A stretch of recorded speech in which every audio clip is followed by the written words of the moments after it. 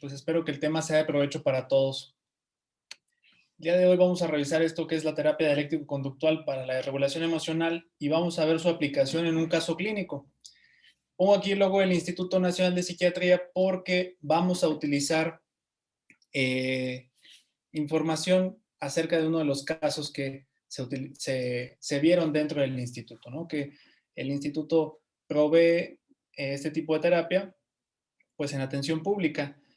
Y lo que vamos a ver el día de hoy, pues es una breve introducción acerca de lo que es la terapia dialéctico-conductual, a qué se refiere la regulación emocional, la teoría biosocial de quien creó esta terapia, los fenotipos en los que se expresa el trastorno que más se trata con esta terapia, que es el trastorno límite de la personalidad, la evidencia de su efectividad, las modalidades que tiene la DBT, los módulos con los que cuenta la DBT, el contexto del caso y el caso clínico como tal, y qué pasa ahora que trasladamos la DBT pues a la modalidad a distancia producto de la pandemia. Bueno, pues la terapia dialéctico-conductual es un tratamiento que fue ideado y creado por la doctora Marsha Linehan. Marsha es una doctora en psicología, ella trabaja en la Universidad de Washington y Marsha tiene tal cual el diagnóstico de trastorno límite de la personalidad. A través de su propia experiencia y lo que fue recabando a través de otros pacientes, se dio cuenta que las terapias que existían en su momento pues no eran del todo efectivas para tratar el TLP. Y fue ideando y tomando sobre todo diferentes corrientes de psicoterapia hasta que en 1993 nace la terapia cognitivo-conductual para el trastorno límite, que en el futuro se transformaría en la DBT, son sus siglas en inglés, o lo que es la terapia dialéctico-conductual. ¿Por qué es importante revisar esto? Bueno, porque la base de la teoría de Linehan es la desregulación emocional para el tratamiento del trastorno límite y que después pues, se pudo trasladar a otros trastornos mentales. Ahora, bueno, ¿a qué se refiere lo que es regulación emocional y desregulación emocional? La regulación emocional es el intento que hace cualquier individuo por influir en su experiencia emocional y en su expresión emocional, la respuesta emocional que nosotros tenemos y lo que nosotros vamos a hacer para modular más bien la intensidad y la frecuencia de esa expresión emocional. Algo importante aquí es que quien enseña a una persona a tener una adecuada regulación emocional, pues son las figuras importantes durante la infancia. En este caso pueden ser los papás. También es el contexto social y la cultura la que nos enseña una adecuada regulación emocional. Estrictamente el ser humano no nace con esta habilidad, la va adquiriendo a través del tiempo. De ahí que algunas psicoterapias pueden ayudar a que la persona adquiera esta habilidad. Se considera efectiva cuando las acciones con las cuales yo regulo mi emoción, pues uno, se adecuan al contexto y lo más importante, me permiten cumplir mis objetivos a largo plazo. Eso sería el resumen de una regulación emocional efectiva, con la cual pues se supone podrá contar cualquier persona. Ahora, ¿qué me lleva a tener una pobre regulación emocional? Puede ser que sea producto de una vulnerabilidad emocional. Que Linehan dice que la vulnerabilidad emocional se refiere cuando una persona tiene una alta sensibilidad a estímulos emocionales. Ya hace la analogía que esta persona puede ser que su respuesta emocional se deba a como una piel que acaba de quemarse, ¿no? Y una piel que tiene una quemadura, bueno, pues es altamente sensible y la respuesta, si yo recibo un estímulo con esta piel, pues va a ser exagerada, lo mismo que alguien que tenga una respuesta emocional a partir de una vulnerabilidad como tal. Hay una alta intensidad emocional y sobre todo un lento retorno a lo basal. Más adelante lo iremos desarrollando y por qué es importante esto. La vulnerabilidad emocional constituiría lo que se refiere como al sustrato biológico e incluso genético y heredable, a partir del cual puede ser que yo tenga dificultades para poder establecer una adecuada regulación emocional. Y la regulación emocional, en un término sencillo y práctico, con el cual nosotros se lo podemos transmitir a los pacientes, se refiere cuando mis emociones son muy intensas, duraderas y frecuentes y me alejan de mis objetivos personales.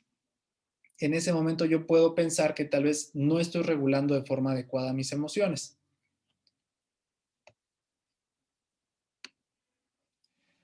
Ahora, Linehan también encontró que había algo que fomentaba que esta regulación emocional, que como hemos visto en dos diapositivas atrás, no se desarrollara de una forma adecuada y tenía que ver con un ambiente invalidante.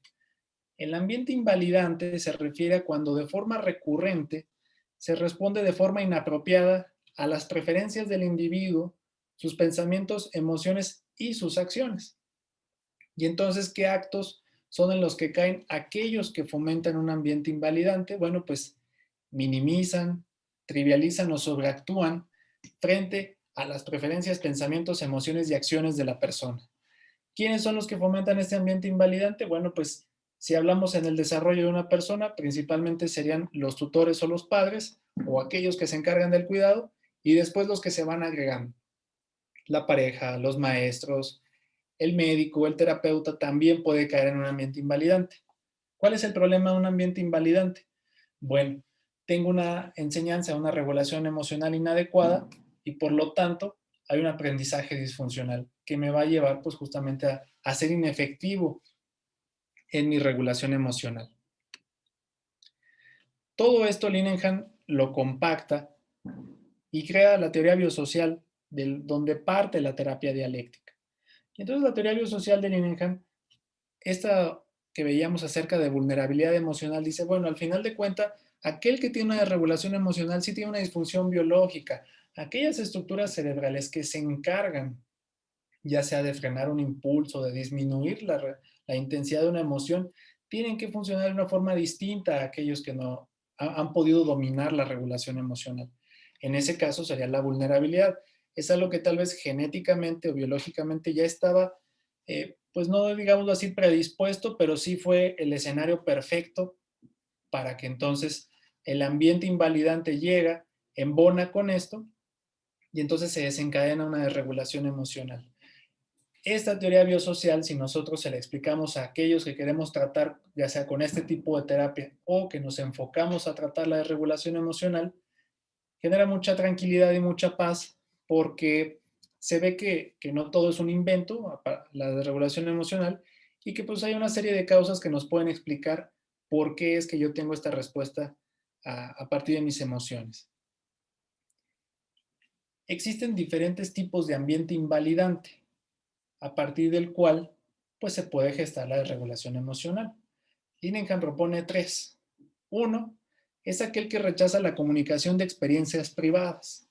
Es decir, si por ejemplo yo tengo un niño pequeño o yo tengo un adulto joven que quiere expresar algún malestar que tiene, aquella figura importante, papá, pareja, insisto, también aquí entran los terapeutas, el médico psiquiatra, evita tener contacto con esa experiencia. Hace todo lo necesario por irse por el otro lado, buscar una línea paralela y no tener que enfrentarse a esa situación.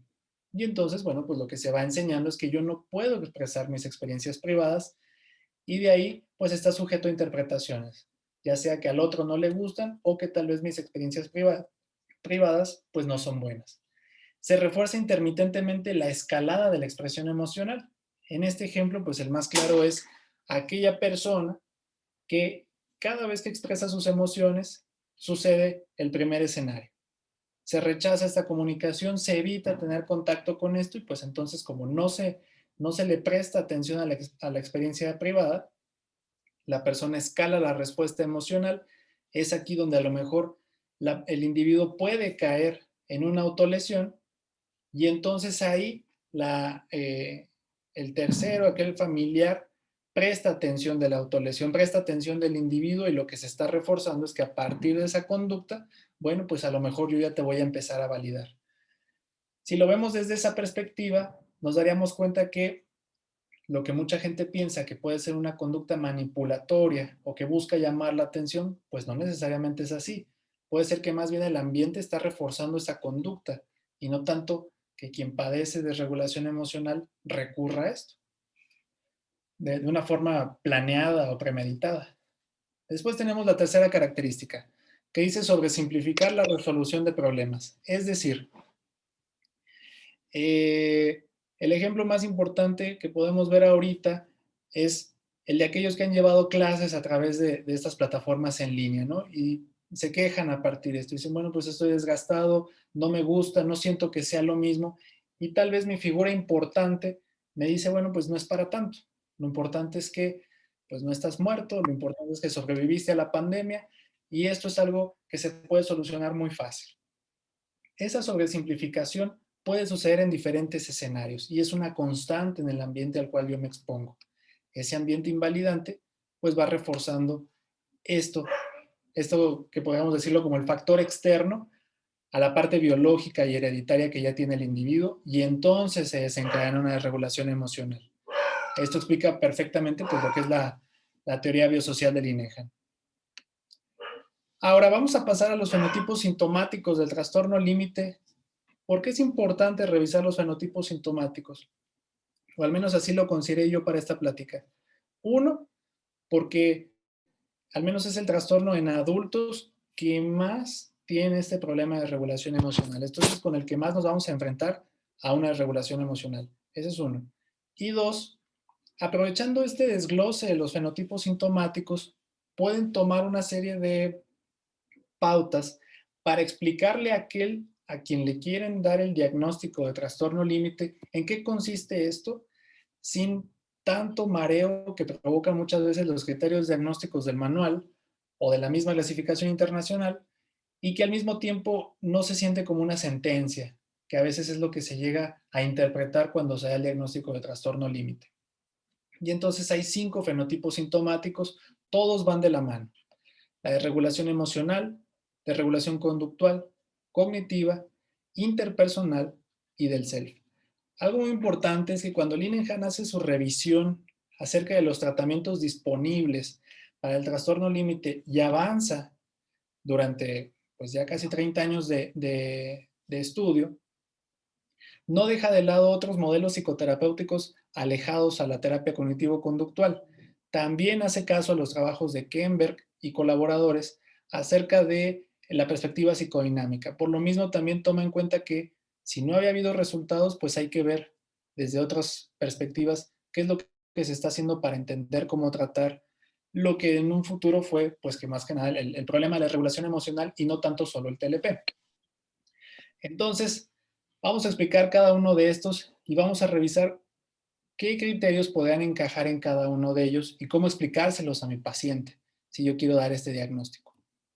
Recordar que muchas veces el primer episodio de regulación emocional que tenemos en el consultorio, pues es cuando damos el diagnóstico de TLP y ahí es cuando se hace muy evidente la desregulación, sobre todo conductual también. La regulación emocional cabría en aquellos criterios que se refieren a inestabilidad afectiva debido a una notable reactividad del estado del ánimo e ira inapropiadamente intensa. Muchas veces quienes tienen el diagnóstico de trastorno límite cuando leen el manual, pues terminan más confundidos o gente que no tiene TLP se siente identificado con esto. Pero lo más importante es lo siguiente. Haciendo esta gráfica, si ponemos la intensidad de la emoción y las horas a días que puede durar la emoción, tenemos dos sujetos. El sujeto sin desregulación emocional y aquel con desregulación. A mí me gusta, cuando les estoy dando el diagnóstico, siempre poner el mismo ejemplo. Ambos sujetos están listos para salir de su casa por una invitación. Uno no tiene desregulación y el otro sí. Y los invitan el viernes a salir, pero los dejan plantados a la mera hora. Lo más importante es que ya estaban listos, ya se habían bañado, ya se habían arreglado para esto y entonces le dicen, sabes que no va a poder pasar por ti. Ambos van a expresar la misma emoción. Lo más importante aquí es que quien tiene desregulación emocional no tiene emociones diferentes a aquellos que no tienen desregulación. Las emociones, tanto primarias como secundarias, son las mismas. La diferencia es la intensidad y la duración de la emoción.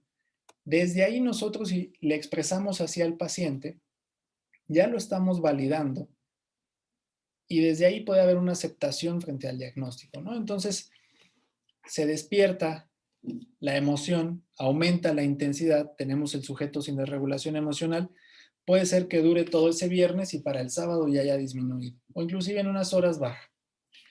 Mientras que la intensidad de aquel que tiene desregulación aumenta notablemente, por encima de lo que Alguien que no tiene desregulación llegaría en su tope máximo. Y lo más importante aquí es que se mantiene, persiste por horas o días. En este periodo es cuando se va a presentar la desregulación conductual. En este periodo es cuando quien tiene desregulación bloquea todos sus contactos. En este periodo es donde se da, por ejemplo, los cortes. Bueno, los cortes se dan más acá. En este periodo es cuando a lo mejor puede haber una llamada al terapeuta o al psiquiatra acerca de algo que vamos a ver más adelante. ¿Por qué? Porque el paciente no entiende exactamente qué está pasando aquí. Y lo más importante es que hay un lento retorno al estado basal. Lo peor de todo es que a veces cuando se retorna a lo basal y se ve las consecuencias de lo que pasó aquí, esto tiende a subir otra vez, a veces con la misma emoción o con alguna diferente. Si nosotros usamos este esquema con cualquier pizarrón, quien lo reciba lo va a entender perfectamente y les aseguro que no va a haber tanta reactividad o rechazo frente a esta explicación. Después tenemos lo que es la regulación conductual. Muchas veces lo que nosotros vemos en un contexto hospitalario o en un consultorio es la desregulación conductual. De lo que se quejan los familiares es de esto. Es lo que les genera problemas o por lo que a veces dicen, ¿sabes qué? Hay que internar al paciente, ¿no? Bueno, pues no necesariamente tiene que ser así. ¿Qué criterios caben aquí? Aquellos que se refieren a impulsividad en al menos dos áreas, que son potencialmente dañinas para sí mismo, intentos o amenazas de suicidio, recurrentes o autolesiones. Entonces, en la desregulación conductual es la pérdida del control de la conducta. El paciente no puede predecir exactamente a ciencia cierta qué va a pasar después, pero sí va a buscar, a partir de su conducta, regular la emoción. ¿De qué forma? Lo más probable que de una forma inefectiva. Y entonces es cuando entra el consumo de sustancias, las autolesiones, los atracones o como puede ser también las relaciones sexuales sin protección. Como estas conductas casi siempre van a ir dirigidas a retornar al estado basal, porque tengo un rechazo no tanto a la emoción, sino a la intensidad de la misma. El ambiente invalidante puede ser que no me haya enseñado que el problema es la intensidad, lo que me enseñó es que es la emoción. Por eso a veces quien tiene desregulación no comprende esta parte, tiene eh, guardados como negativas las emociones cuando no es así. El problema es la intensidad. Por eso les decía, esto se presenta más que nada en el retorno, cuando las conductas van enfocadas a que yo baje. Y bueno, pues lo más importante aquí, ¿qué es lo validante de esto? Aunque las conductas no son efectivas, lo más importante es que en algún momento de la historia de vida de mi paciente sí ayudaron. Y si lo vemos desde esa perspectiva, tiene lógica que yo vuelva a recurrir a una conducta aunque no me ofrezca resultados a largo plazo. Si yo le explico esto a mi paciente cuando le estoy diciendo lo de regulación conductual, lo más probable es que haya una aceptación efectiva y radical de lo que le estoy explicando sin entrar en conflicto con el diagnóstico. Después viene la desregulación cognitiva. Aquí, ¿qué criterios podríamos meter? Ideas paranoides, transitorias relacionadas con el estrés o síntomas disociativos. ¿Qué es importante de la desregulación cognitiva? En sí, la terapia dialéctica acepta, al igual que la terapia cognitivo-conductual, lo que se refiere a las distorsiones cognitivas. ¿Esto qué quiere decir? Yo puedo tener un estado emocional muy intenso y entonces pierdo el control de mi pensamiento. Puedo distorsionar la realidad sin necesariamente estar psicótico, pero bueno, la interpretación que yo le doy no necesariamente va acorde a los hechos. Si nosotros le explicamos esta relación al paciente, ya después a través de la terapia le iremos explicando que a veces un pensamiento puede provocar una desregulación emocional y luego traer eh, interpretaciones que no van acorde a los hechos, pero eso ya será más adelante. Si usamos esto como una expresión fenotípica, quedará muy claro para familiares y pacientes y será algo muy sencillo sin meternos en los enredos de la explicación de algún manual diagnóstico. Algo muy importante y que no he mencionado es que esto lo desarrolla Linehan, pero también lo desarrolla un doctor que se llama John Gunderson. Se llamaba porque ya falleció. Y Gunderson trabajaba en el hospital de McLean en Boston, justamente con DBT y sobre todo con una serie de esfuerzos por hacer un buen manejo psiquiátrico del TLP. Por lo que esta revisión que se hizo en Nature y que está la cita, la puse en la diapositiva principal de los fenotipos, pues es muy actualizada y se puede utilizar incluso como evidencia también para los pacientes y ver que pues esto no es algo que lo acabamos de inventar, sino es producto de una serie de investigaciones y que gracias a eso pues tenemos este conocimiento. La regulación interpersonal, lo más importante aquí que cabe es todos los esfuerzos que el paciente va a hacer por mantener una relación y que también la calidad de las mismas pues no es adecuada. Aquí lo que siempre se le explica al paciente es la dificultad para que tú mantengas una relación y que ésta perdure. Y se refiere a todo tipo de relación interpersonal. ¿Por qué digo todo tipo? Muchas veces cuando vemos la expresión fenotípica de la desregulación interpersonal en alguien que tiene desregulación emocional, nos vamos muchas veces solamente por las relaciones de pareja, pero no es eso. Incluye también relaciones de amistad, familia, en el trabajo. En esta parte entra aquello que el paciente dice, bueno, pues es que tengo muchos conocidos, pero en ninguno confío como tal para ser mi amigo. Bueno, pues probablemente se debe a esto, a que no hay una adecuada, una serie de habilidades que sean efectivas para mantener lazos interpersonales. Y pues de ahí se desprende una serie de problemas que afectan los objetivos de mi paciente. ¿Con qué nos enfrentamos muchas veces en esta expresión fenotípica? Pues, doctor, regresé con mi expareja, ¿no? La expareja que a lo mejor es golpeadora, la expareja que a lo mejor no cumple con el objetivo inicial del paciente y bueno, pues producto de esta desregulación, el paciente puede caer en conductas que no son adecuadas para mantener una relación que inclusive no cumple con lo que él quiere. Dentro de la desregulación interpersonal puede haber ciertas conductas de manipulación en buscando mantener la relación. Hay que tener cuidado de diferenciar si el objetivo es mantener la relación y una vez que se mantiene las conductas manipulatorias se van, pues lo más probable es que estemos frente a alguien con una caracteropatía del tipo del trastorno límite y no tanto un rasgo antisocial, que muchas veces eso nos mete ruido, sobre todo cuando hacemos una evaluación transversal del paciente. Por último, la desregulación del self. ¿Aquí qué entra? La alteración de la identidad, de la autoimagen, el sentido de sí mismo y sobre todo lo que se refiere a la inestabilidad en la identidad del paciente. Si Linehan hubiera quitado esto y se aleja de la perspectiva psicodinámica, no hubiéramos podido explicar solamente desde la perspectiva cognitivo-conductual este tipo de síntomas a los cuales sí nos enfrentamos y los cuales pues sí es evidente que existen. Y entonces, aquí es donde el paciente nos puede explicar, bueno, es que yo puedo estar estudiando perfectamente y sin ningún problema, y al día siguiente tengo una pequeña pelea con mi pareja y todo se vuelve un caos. Y lo más importante de esto no es la desregulación conductual, es que no tengo ni la menor idea de qué va a pasar conmigo. No sé cómo voy a actuar. Esa dificultad para saber qué es lo que va a pasar, que a veces es lo que nos enfrenta a un problema en el consultorio, cuando le preguntamos, sobre todo cuando estamos explorando, por ejemplo, ideación suicida, esa parte en esa inestabilidad de la identidad es, es una constante y pues es la diferencia, por ejemplo, sobre todo con alguna depresión clínica, por ejemplo, y no tanto con una caracteropatía. Estas son las expresiones del trastorno límite y todas tienen como fundamento, todas se enlazan en algún momento, todos los caminos llevan a la desregulación emocional. Tenemos una emoción muy intensa y se desencadenan cada una de estas. Si nosotros logramos identificar la desregulación emocional y poder analizar la conducta y llevar al paciente a regular su emoción, muchas de estas desregulaciones se van a atenuar. Entonces tendremos muy buenos resultados. Claro que eso, pues la verdad es que es algo complejo y no se logra de un día para otro, pero lo más importante es que esta terapia pues no es algo que nada más se les ocurrió y bueno, pues ya se implementó así de forma inmediata.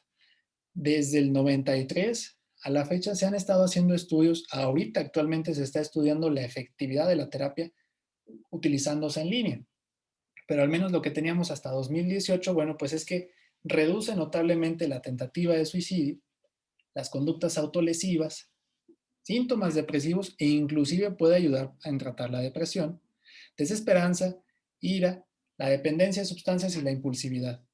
Aumenta sobre todo la capacidad de adaptación de la persona que recibe este tipo de terapia y el autoestima, que muchas veces es algo que pues es como el remanente o lo residual cuando se aborda desde otras perspectivas psicoterapéuticas previas en la evolución de la psicoterapia a la DBT. Y por eso es que es una queja del paciente muchas veces decir, bueno, pues sí mejoré la depresión, pero sigo teniendo estas otras cosas pues, que me afectan en mi evolución general. Ahora, ¿qué modalidades tiene y qué módulos tiene la terapia dialéctico-conductual? Las modalidades, les puse aquí con cuáles cuenta el Instituto Nacional de Psiquiatría, al menos así era hasta el año de 2019 y el comienzo de 2020. La pandemia vino a hacer una serie de modificaciones. ¿Por qué es importante saber esto? Bueno, porque sirve como una muestra de que este tipo de terapia se puede implementar en un lugar que ofrece atención pública, que sí es un instituto nacional, es cierto, pero que su área de servicios clínicos pues no tiene el mismo presupuesto que el resto de las áreas de investigación, ¿no? Entonces, al final de cuentas, es un hospital que ofrece esta terapia que se puede implementar a pesar de todo lo que conlleva y que, bueno, pues dada la cantidad de pacientes que a veces pueden acudir a solicitar atención con problemas de regulación emocional, hacerlo a través de un sistema de salud público y facilidades en el acceso, pues puede reducir mucho los costos del paciente y mejorar la calidad de vida, sobre todo en un país como el nuestro que no todos tienen para pagar una terapia privada. Entonces, la terapia se divide en ciclos. Un ciclo de terapia consta de 24 sesiones semanales. Lo ideal es tomar 2 ciclos de terapia, aunque se tiene ahí, está demostrado que un solo ciclo de terapia puede ser efectivo con mi paciente. Lo más importante es que lo esencial es esto. Yo puedo incluso tener a mi paciente solo en el grupo, en la terapia grupal de entrenamiento de habilidades y con eso mi paciente puede mejorar, incluso si no hacemos esto otro. De hecho, quienes se dedicaron a estudiar esto, pues fue justamente el instituto y por temas de cantidad de pacientes y de infraestructura, redujeron la cantidad de sesiones a 22 y encontraron pues que sí era efectiva la terapia dialéctico-conductual comparado con terapia de aceptación y compromiso y análisis conductual y pues fue efectivo para tratar el trastorno límite. Por lo cual pues se puede implementar un solo ciclo, ahora sí que recortado, que tampoco es tanto, son 22 sesiones y nos va a traer buenos resultados. La terapia individual, ¿en qué se enfoca? En ser un coadyuvante, en mejorar la adaptación de mi paciente a las habilidades que ya le están enseñando en el grupo. Por eso, si yo envío un paciente a la DBT, tengo que explicarle que lo más probable es que va a entrar a una terapia grupal, que aunque existe la modalidad individual, no es necesariamente esa la que le va a dar el tratamiento. Eso es muy importante porque muchas veces el paciente en la parte psicoeducativa, en la referencia, pues no recibe esto y genera cierto rechazo a una terapia grupal. Consejería telefónica y grupo de familiares. El grupo de familiares es muy efectivo justo para tratar esto que decíamos de la teoría biosocial, el ambiente invalidante. Se vio que a diferencia de Estados Unidos, toda Latinoamérica tiene una relación diferente con su familia y la familia tiene una importancia pues, muy grande, ¿no? Ahora sí va a decir importancia muy importante. Bueno, es importante durante la adultez comparado con otras culturas, por lo que tener un grupo de familiares es muy efectivo. Entonces, si yo le enseño cómo poder hacer algunas de las habilidades e inclusive reducir ese ambiente invalidante, los resultados mejoran notablemente. Y bueno, todas estas tienen un lugar de atención pública. La consejería telefónica, lo que se adaptaba en el instituto y que se puede hacer en algunos hospitales públicos, pues ahí nos ayudaba trabajo social. Trabajo social se encargaba de hacer una especie de consejería telefónica, pero la consejería ¿en qué se basa? Yo le llamo a mi paciente para saber cómo está, si está implementando las habilidades o también en caso de crisis. Y también para esas crisis hay un tiempo limitado y lo más importante es que el paciente implemente la habilidad. Si no se implementa la habilidad, pues la consejería telefónica tiene también sus reglas de cuándo y cuándo no usarse. Los módulos con los que cuenta la terapia. Bueno, lo más importante es que la terapia tiene 4 módulos repartidos a través de estas 24 sesiones semanales y en cada módulo se trata un tipo de habilidades en particular que están enfocadas en mejorar la desregulación emocional y los otros tipos de desregulación que tratamos previamente. Y entonces mi paciente puede ingresar en cualquiera de los módulos. En el caso del instituto, en un lugar público, el paciente entraba en el primer módulo, que es de mindfulness, y así se seguía, ya no había ingresos nuevos, también pues por la infraestructura y todo lo que llevaba a organizar las listas de espera y todo esto. Pero fuera de forma externa se puede hacer así. Yo puedo ingresar pacientes en cada uno de los módulos.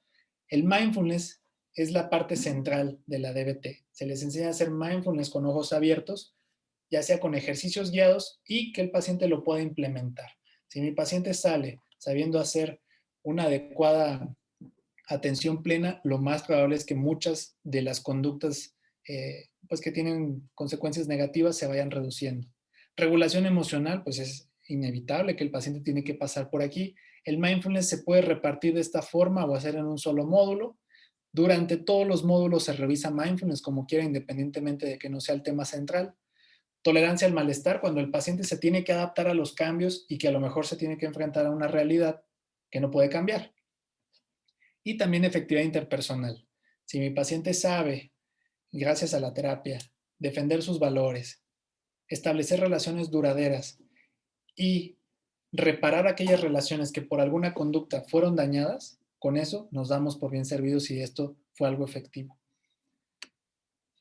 Y bueno, antes de pasar al caso clínico, pues esto que les estoy diciendo lo avala también la Asociación Americana de Psicología, que en su división 12, como grupo de trabajo para que nos dice que es, hacia qué están orientadas las psicoterapias o en dónde tienen evidencia, la terapia dialéctico-conductual tiene una evidencia robusta para el tratamiento del trastorno límite, comparado con otras terapias. La terapia focalizada en la transferencia es la que también, no solo en la división 12, sino en otros estudios, ha demostrado ser igual de efectiva, aunque al menos aquí en la APA se dejó como controversial porque hay algunos estudios que lo ponían en duda, uno, y sobre todo algunos estudios que dicen, bueno, es que han sido dirigidos por la gente que estructuró esta terapia y a lo mejor está sesgado. Pero bueno, también es muy efectivo y hay que considerarlo. Mientras que en evidencia de grado moderado está alguna que muchas veces es la primera que pensamos, terapia basada en mentalización y terapia basada en esquemas. Entonces, pues, con todo este sustrato, vamos a pasar a un ejemplo de un caso clínico. Bueno, antes, eso es muy importante. ¿Por qué podemos verlo más como desregulación emocional y no tanto como solo trastorno límite? Incluso hay una propuesta de tener un trastorno de la desregulación emocional. Ya aparece uno en el DSM-5, pero solamente para población infantil. Pero tener un diagnóstico sobre todo con aquellos pacientes que tienen desregulación emocional y no cumplen con los criterios de trastorno límite. Pero la desregulación emocional les genera una serie de problemas y son pacientes que a lo mejor nunca han hecho un intento de suicidio, no hay autolesiones, incluso su disfunción podría considerarse de leve a moderada, pero aún así podrían mejorar. Entonces se ha encontrado pues que la desregulación emocional es dimensional, ¿no? Es transdiagnóstico y entonces lo tenemos obviamente en el TLP. En niños lo podemos encontrar mucho en el trastorno por déficit de atención e hiperactividad.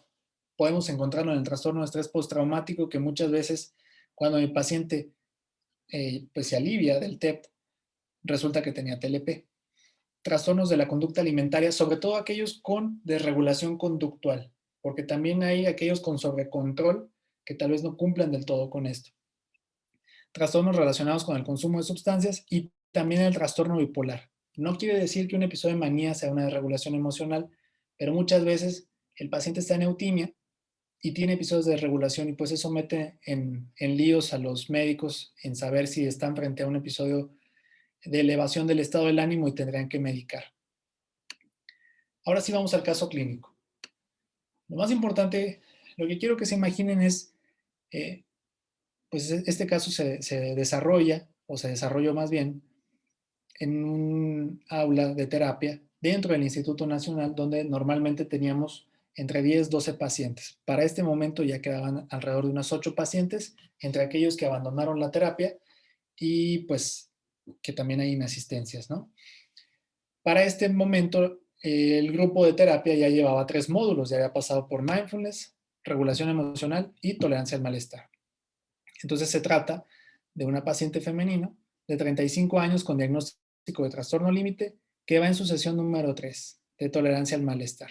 Esto, insisto, en el Instituto Nacional de Psiquiatría.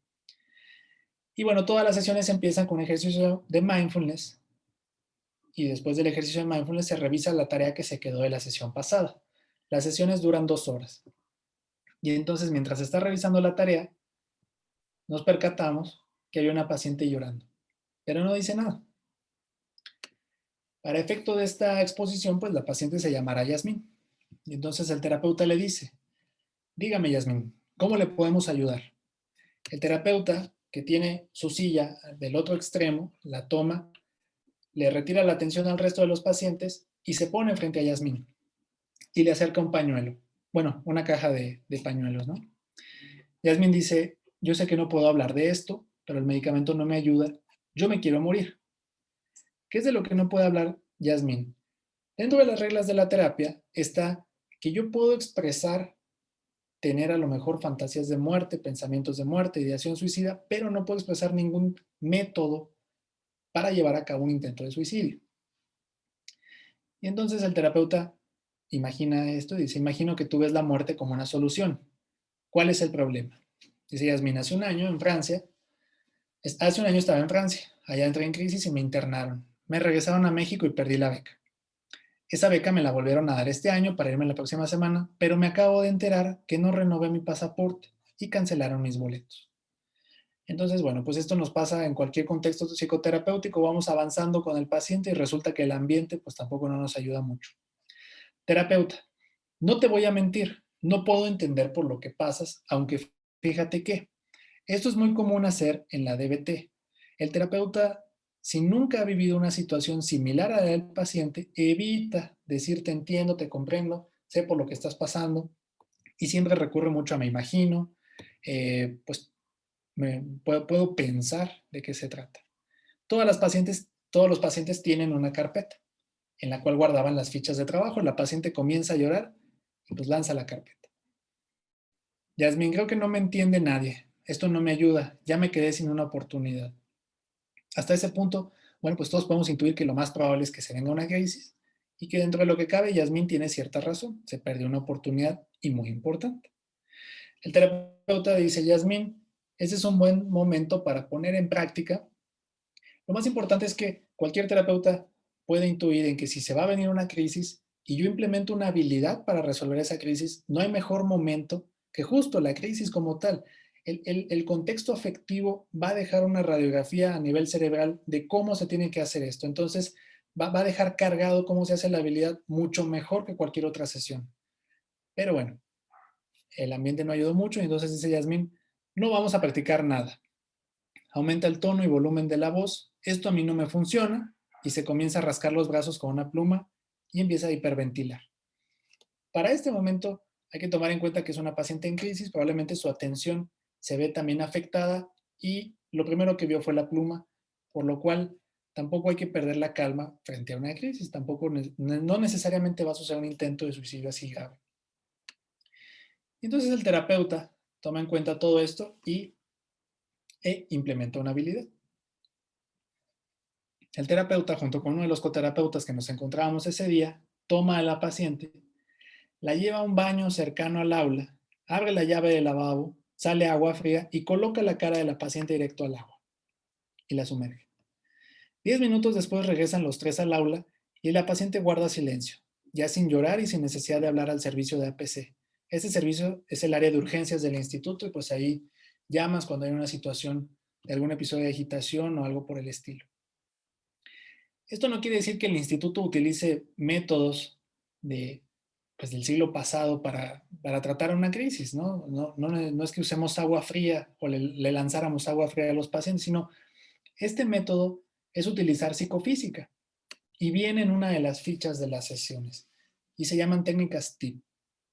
Estas técnicas buscan utilizar estímulos que puedan modificar mis signos vitales, puedan modificar mi estado biológico, por así decirlo, y a partir de ahí cambiar la respuesta emocional. Esto puede ayudarme a suplir un medicamento. Si alguno de ustedes alguna vez se enfrenta a esta situación, puede recurrir a esto para evitar reforzar el uso de fármacos frente a alguna crisis. Y entonces tenemos la temperatura, que consiste en sostener tu respiración, poner tu cara en un recipiente con agua fría de preferencia que el recipiente tenga también hielos, si no se puede disponer de agua fría inmediata, y entonces sumergirte. Mantén por 30 segundos y mantén la temperatura del agua a unos 10 grados aproximadamente. No vamos a poner al paciente con un termómetro a estarlo revisando a ver si cumple o no con estas características. Otras dos técnicas es el ejercicio intenso. Se le enseña al paciente a hacer 10 burpees. Aquí muchas veces hay quien recomienda, bueno, pues ponte a golpear. El problema es que puede exacerbar la emoción como tal, entonces a veces no es tan efectivo. Esa es una. Y la otra, el paciente puede recurrir a golpear algo que le provoque daño o dolor, y entonces pues sería hacer una autolesión y es lo que no queremos. La otra es enseñarle a mi paciente a hacer una respiración profunda para calmarse, siempre y cuando eh, pues sea una respiración lenta, ¿no? Porque muchas veces hay una crisis, vamos como residentes de psiquiatría a contener la crisis e hiperventilamos junto con el paciente y lo ponemos peor. O también puede ser una relajación muscular pareada. Aquí puede entrar lo que se utiliza en otras terapias como la técnica de Jacobson, ¿no? Esto es previo a la pandemia. Ahora, ¿qué pasa durante la pandemia? Bueno, durante la pandemia, pues tener un grupo presencial no era tan sencillo por todas las medidas de sana distancia y la contingencia en general. Esto que les voy a plantear a partir de ahora es ya fuera del instituto, es ya ahora sí en una forma privada, ¿no? Utilizando los medios como este o como otras plataformas para dar la terapia. Lo más importante es que hasta ahorita los estudios que hay de terapia en línea, pues hay en terapia cognitivo-conductual, hay en otros modelos de terapia y en la DBT están por publicarse. En nuestra experiencia hemos tenido, pues empezamos en abril de 2020, hemos tenido 39 pacientes que han recibido la DBT en línea y actualmente tenemos 15 pacientes en activo, más la lista de espera. La mejoría se midió a través de la escala de dificultad en la regulación emocional y lo que encontramos es que lo que más había disminuido en su puntaje es las conductas autolesivas, con lo cual al menos familiares y pacientes pues se han dado por bien servidos, entre otras cosas que hemos ido midiendo sobre todo a través de las terapias individuales y pues que a veces no es evidente con esta escala. Además de que pudimos hacer un grupo de familiares, por lo cual podemos intuir que la DBT en línea se puede utilizar sin ningún problema y que además, al ser un recurso que no está disponible a nivel nacional en todos los lugares, pues se puede tratar a pacientes que no necesariamente se encuentran en la misma ciudad que el terapeuta. Y entonces, pues así será, ¿no? Están los dos terapeutas, uno puede estar de principal y el otro de coterapeuta y los respectivos pacientes. Ahora, ¿qué pasa si yo tengo una crisis como la que hablamos hace un momento y pues no dispongo de agarrar a mi paciente y llevarlo de forma gentil al baño para que, bueno, pues se pueda dar este baño de agua fría en la cara? ¿Qué hacemos? Pues tuvimos que adaptarnos, ¿no? Y entonces esta es una compañera, es la doctora Norma. La doctora Norma puede hacer o cualquiera de nosotros la intervención a distancia. ¿Y esto en qué consiste? Bueno, pues normalmente uno de los coterapeutas sale de la sesión en línea, llama al paciente, se queda en altavoz y va dirigiendo al paciente con cada uno de los pasos. Lo más importante es que esto se estructura de forma individual con el paciente, es decir, en tu casa, con las herramientas que tú tienes, cómo llevarías a cabo la técnica de temperatura. A mí no me interesa saber, ha habido casos que nos dicen, bueno, es que no tengo hielos, no tenemos hielos en casa, entonces, bueno, pues esa no es una opción, tenemos que buscar una alternativa. Hay gente que dice, yo me pongo peor en lo que voy pensando en que tengo que bajar, poner los hielos. Bueno, pues entonces tendremos que buscar una técnica rápida que es meterse a bañar con toalla y ropa puesta. Solamente hay que lanzar el celular antes de bañarse y con eso ya se puede utilizar esta técnica. Esta es una forma y por eso el paciente va a tener esta serie de pasos. Muchas veces se hace desde el pretratamiento para que el paciente ya disponga de alguna de las técnicas de la terapia o durante las sesiones grupales pues se va formulando con cada uno de los pacientes y van viendo qué cambios pueden hacer. Hay gente que dice, a mí el agua me pone muy mal, pero si me coloco un hielo en la cara, pues es diferente. O alguna de estas eh, como bolsas de gel, las congelan y las tienen a su disposición. es más barato que usar el medicamento, es igual de efectivo o a veces hasta más, y los familiares prefieren comprar eso a estar usando a lo mejor benzodiazepinas para cada una de las crisis, por hablar de un medicamento. Y bueno, pues recordar que la DBT no es para que la gente no se muera, es para que la gente tenga una vida que merezca vivir. Les dejo aquí mis redes sociales, mi correo electrónico, si gustan también escucharnos en el podcast. Y pues por mi parte, eso sería el tema y eso sería todo. Bueno, pues muchas gracias, doctor Héctor Gámez, por la plática, por la sesión muy interesante. Dejamos ahora abierta la posibilidad si alguien tiene algún comentario, alguna pregunta para el doctor sobre este tema que nos acaba de exponer.